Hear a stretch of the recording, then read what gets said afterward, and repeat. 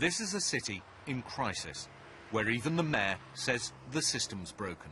The reality we're facing is simple.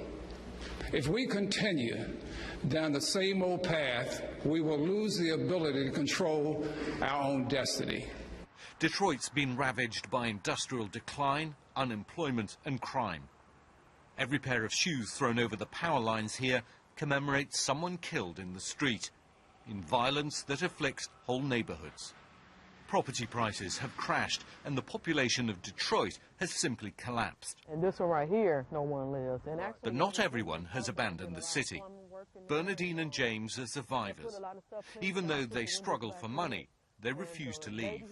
I can't go. I've been here since 1957, and it's worse now. You know, no jobs. It's hard for the young man to make any money.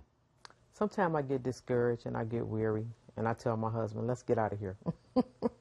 But then I think about it, I think we ordained to stay because how the kids come to us, how they open up to us, I think that God placed us here to do a work.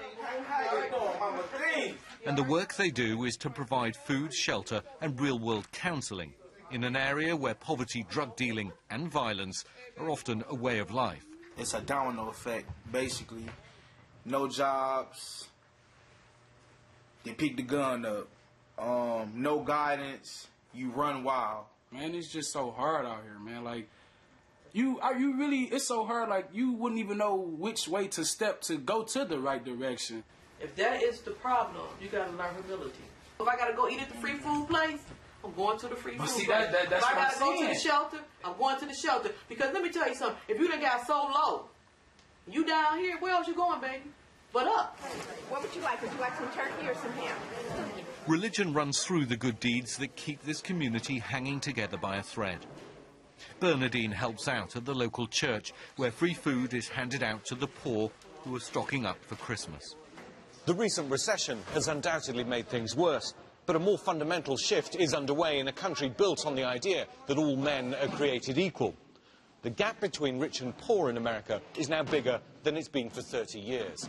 And what we've seen from north to south is a country struggling to employ, house and feed its poorest. Ian Pannell, BBC News, Detroit.